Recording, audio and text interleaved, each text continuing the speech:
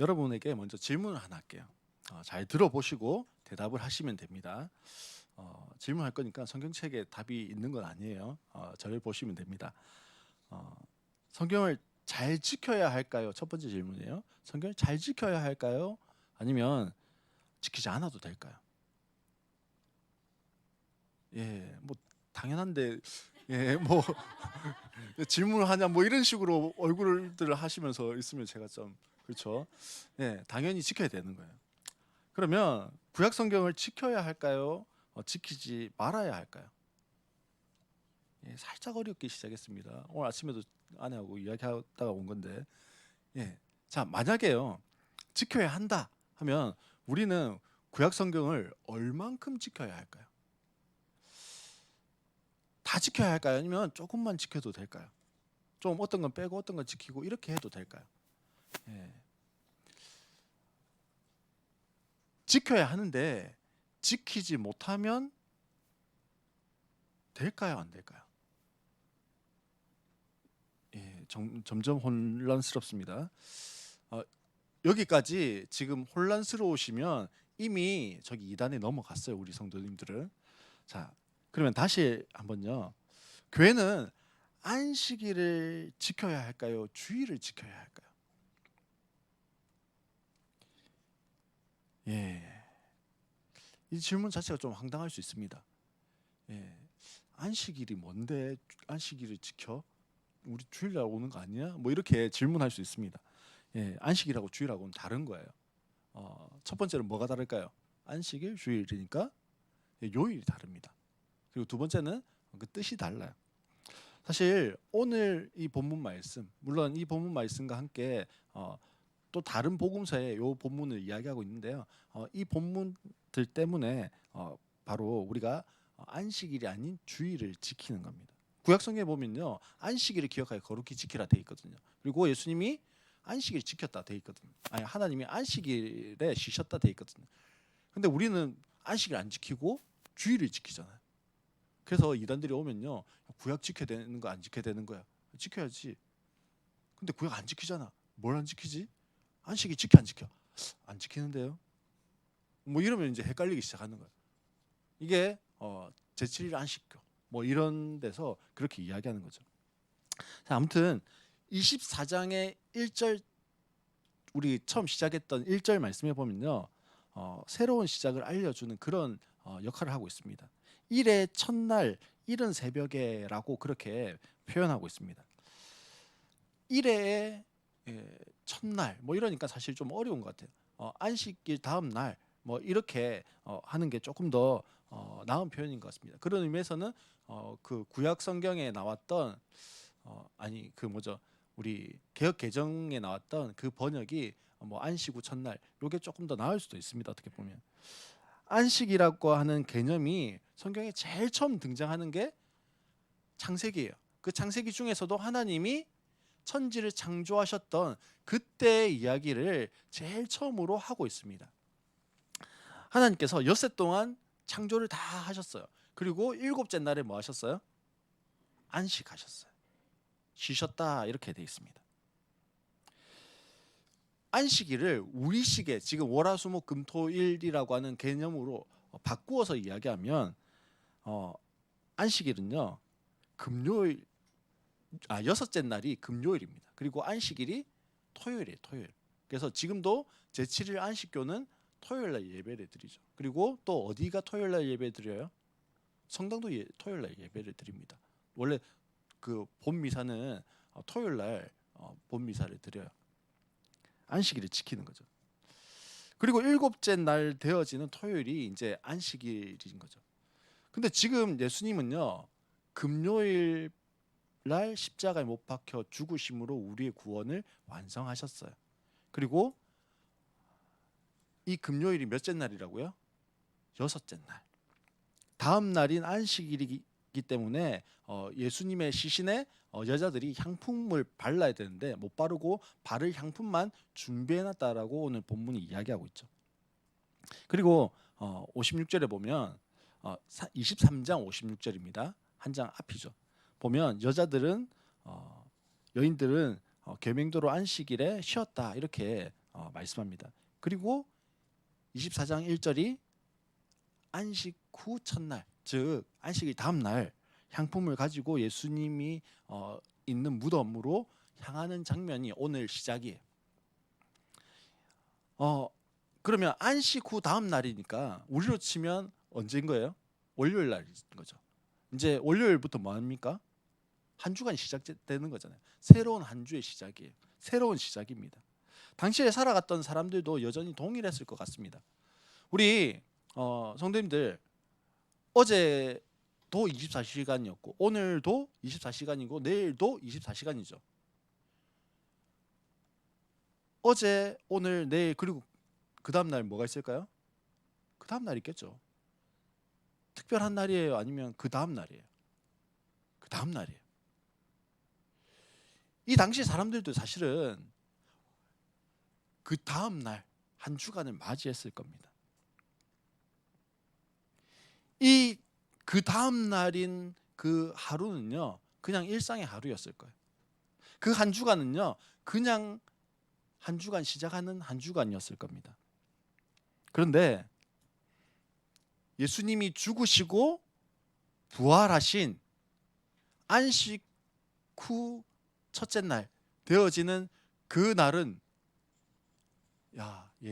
그렇네요.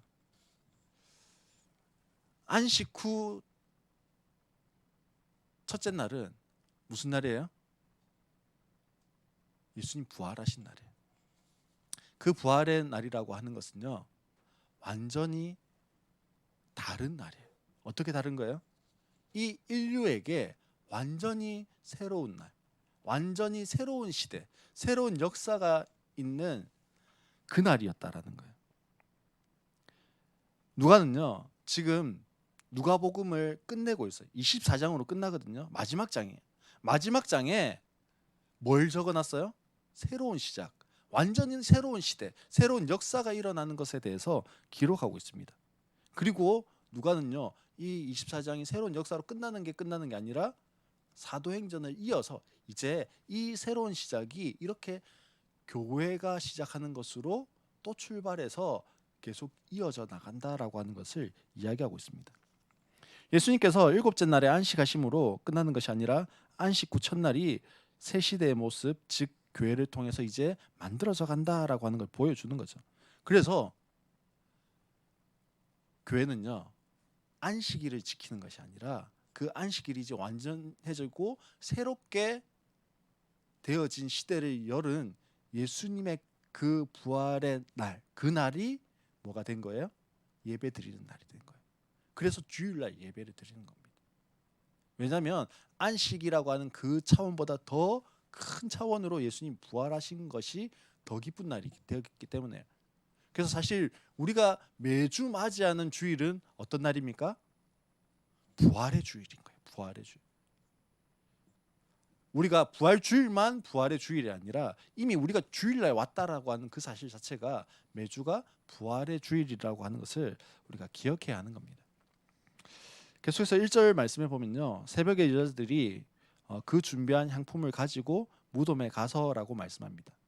예수님이 십자가에 죽으시고 급히 장사되셨어요. 그래서 유대인들의 전통을 따라서 장례 절차를 진행하지를 못했습니다. 즉 죽은 시신에 향품을 발라서 안치를 해야 되는데 그러지 못했다라는 거죠. 우리 식으로 이야기하면 뭐 죽고 나면 뭘 합니까? 염을 하죠. 염. 시체를 닦고 뭐 이렇게 싸고 하는 작업을 하는데 그걸 못했다라는 거예요. 그래서 그 과정을 하지 못했던 여인들이 새벽에 무덤으로 가는 겁니다. 예수님은 금요일 저녁에 죽으셨어요. 그리고 토요일이 안식일입니다. 여자들이 무덤으로 안식일이었기 때문에 가지 못했어요. 그래서 그 다음 안식일이 끝나자마자 안식 후 첫날에 새벽부터 예수님의 시신이 있는 그곳으로 가는 거예요. 사실 이 여인들을 보면서 제 아내가 생각났습니다. 야, 이걸 어떻게 해? 뭐 이러면 그냥 하면 되지. 뭐 이러면서 무대포 정신을 가지고 이렇게 일단은 해보면 된다. 가면 답이 있고 길이 있다. 뭐 이러면서 가는 아내가 생각났어요. 왜냐면요, 사실 이 여인들이 예수님 무덤으로 간다라고 했을 때 무덤에 가서 이 향품을 준비해 간 향품을 바를 수 있냐 없냐라고 했을 때 불가능했어요. 왜 불가능했냐면요. 마태복음 27장 62절로 66절 말씀을 보면 이렇게 기록되어 있습니다. 이튿날 곧 예배일 다음 날에 대제사장들과 바리새인들이 빌라도에게 몰려가서 말하였다. 각하 세상을 미혹하던 그 사람이 살아있을 때 사흘 뒤에 자기가 살아날 것이라고 말한 것을 우리가 기억하나이다.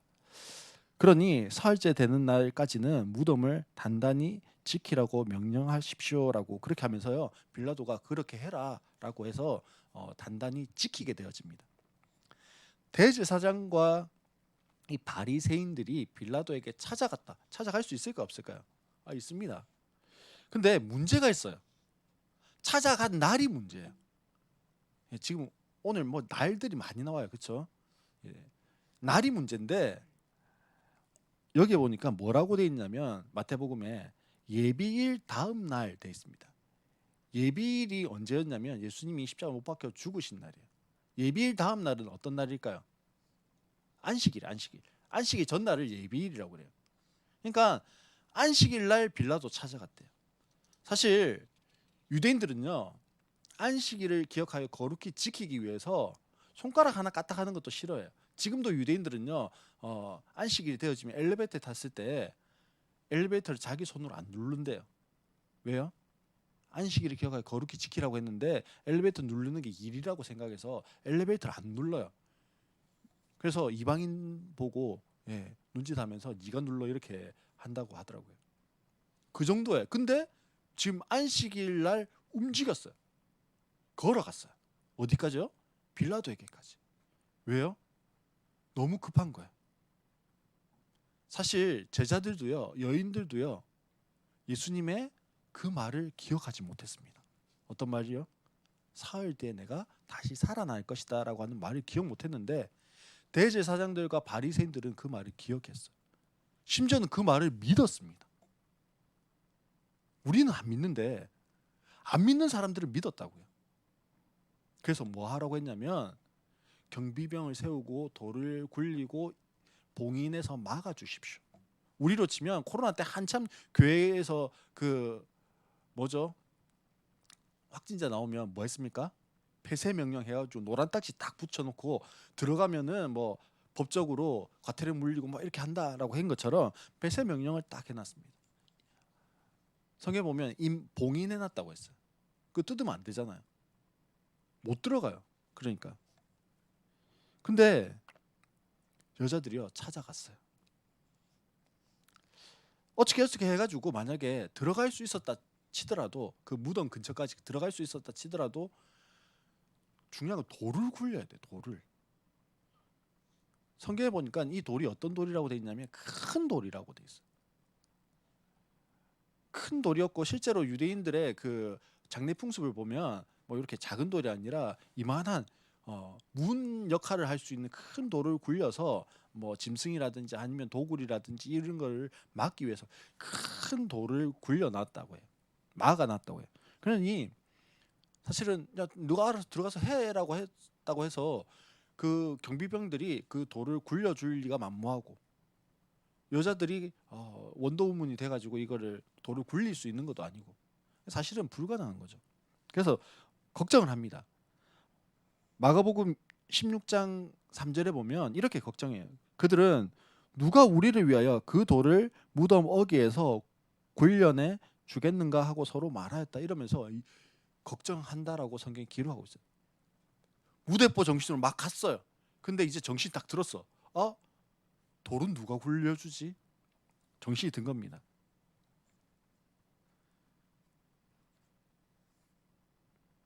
근데 오늘 본문과 마가복음에는요 돌이 옮겨진 상태에 대해서만 말씀해요.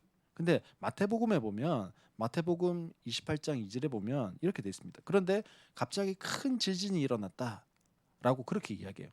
돌이 굴러갔는데 어떻게 굴러갔어요? 지진이 일어나갖고 저절로 굴러갔대요.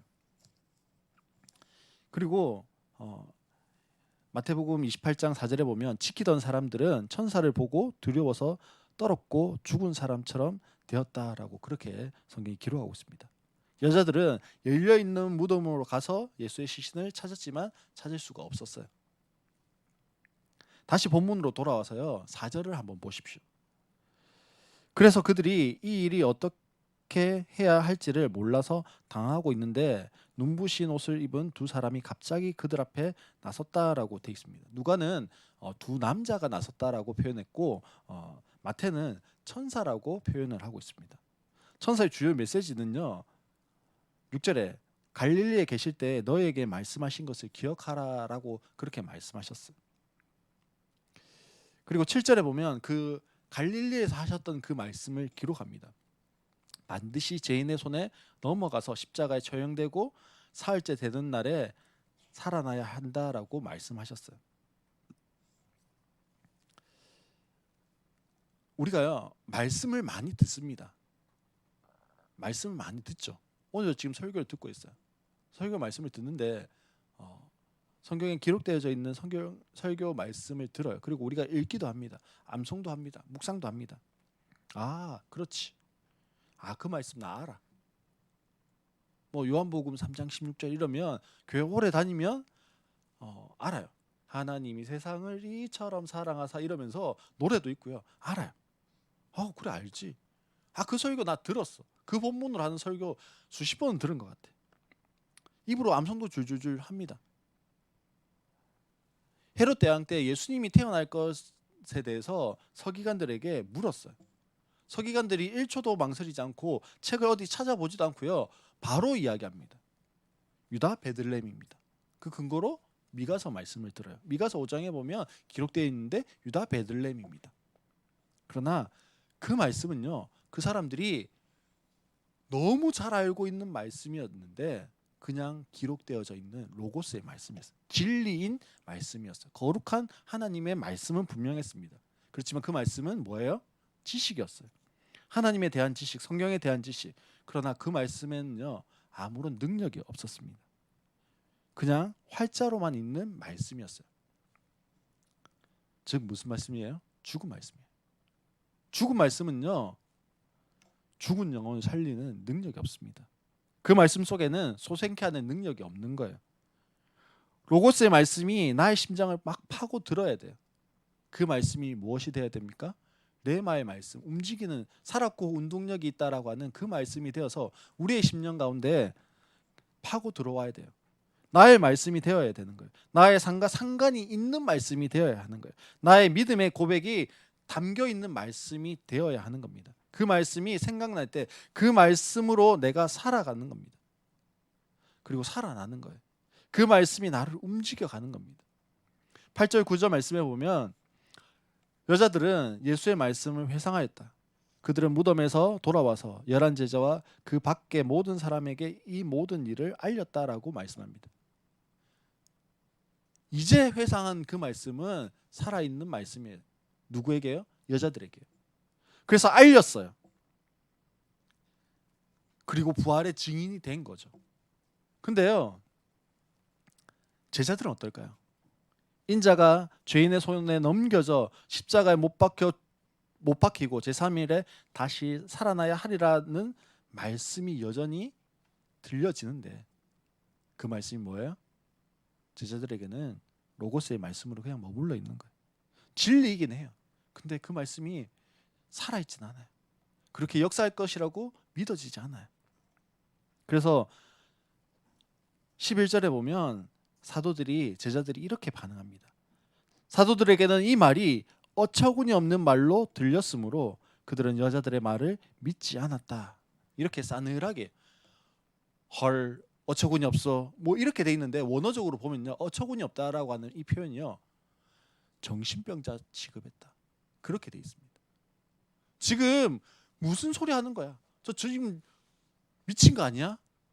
그렇게 이야기했다고요. 사랑하는 성도 여러분, 예수님은요 사망과 죽음의 권세를 이기고 살아나셨습니다. 그러나 우리는요 오늘도 십자가에서 죽으신 예수님만을 기억하며 살아가고 있지는 않습니까? 늘 고난주간 부활주일 하면요 늘 우울해요. 초상집 같아요. 그래서 기념하라고 하는 그 성찬도요, 늘 뭐만 기억해요? 뭐만 묵상해요? 예수님의 그 살과 피, 고통 찢어지시고 피 흘리시고 막 이것만 기억합니다. 분명히 예수님의 십자가의 대속의 죽으심으로 우리에게 구원의 은혜가 주어진 것이 분명합니다. 그러나 그것이 전부가 아니잖아요. 우리를 영원한 생명으로 인도하시기 위해서 다시 살아나신 거예요. 우리는 그 영원한 생명 대신 예수님을 붙잡고 살아가는 인생들입니다. 그럼 우리의 모습을 우리 자신을 한번 점검해 봐야 되는 거예요. 나는 오늘 어떤 주님을 만나기 위해서 오늘 이곳에 와 계십니까? 24장에 새로운 새 시대가 열렸지만 여인들은 어떤 주님을 만나기 위해서 갔어요? 무덤에 죽어 있는 주님을 만나기 위해서 갔어요. 아니, 주님을 만난다라는 사실 예수님 만난다라는 기대가 아니죠. 그냥 예수님의 시신을 보기 위해서 간 거였어요. 죽어 장사되고 돌 무덤 속에 계시는 그 죽은 예수님을 만나기 위해서 혹시 우리는 오늘 이곳에 오지 않았습니까? 아니면 부활하셔서 오늘 나에게 나타나시고 말씀하신 사신 예수님을 만나기 위해서 이곳에 와 계십니까? 내 삶 속에 예수님은요, 어떤 분이십니까? 죽은 예수님입니까? 살아계신 예수님입니까? 나의 힘겨운 학교 생활 가운데 아무 힘이 없는 죽은 예수님입니까? 아니면 그 속에서 여전히 나와 함께 하시고 살아계시고 나의 아픔과 고통 그 시점에 그 시간에 함께 울어주시고 계시는, 그리고 힘을 북돋아 주시는 살아계신 하나님이십니까? 나의 사업터와 나의 직장 가운데서 마치 죽은 것 같은 예수님, 교회 오면 살아계신데 그때는 살아계신 예수님, 살아계신 주 막 이러면서 찬양하는데 느껴지는데 나의 직장으로 사업터로 가면 여전히 죽어 계신 예수님, 그 주님과 지금 함께하고 계십니까? 내가 들은 예수님의 복음은 죽음의 십자가 복음만 있습니까? 아니면 다시 살아나시고 승천하시고 생명과 부활 주시는 그 부활의 복음입니까? 나의 가정은 예수가 빠져 있는 죽은 것 같은 가정입니까? 아니면 예수가 나의 가정의 중심이 되셔서 그 속에서 살아있는 가정입니까? 사랑하는 성도 여러분, 오늘 나는 죽은 예수를 만나기 위해서 무덤으로 가는 게 아니에요. 이 예배의 자리가 마치 제사상 같이 생명이 없는 죽은 예배의 자리가 아니기를 소망합니다. 이 예배의 자리가 나의 심령을 꿈틀거리게 만들고 예수의 생명이 나를 부활시키고 나를 회복시키고 나로 힘을 얻고 소망으로 나아가게 하는 생명의 예수님을 만나게 하는 그 예배의 자리가 되기를 소망합니다. 우리의 이 발걸음이 죽은 예수가 아니라 천사가 말한 것과 같이 예수님이 살아나셨다, 그 외침이 있는 살아계신 예수님을 기대하고 소망하는 그 걸음으로 나아가는 우리 모든 성도님들 되시기를 주님의 이름으로 축복합니다.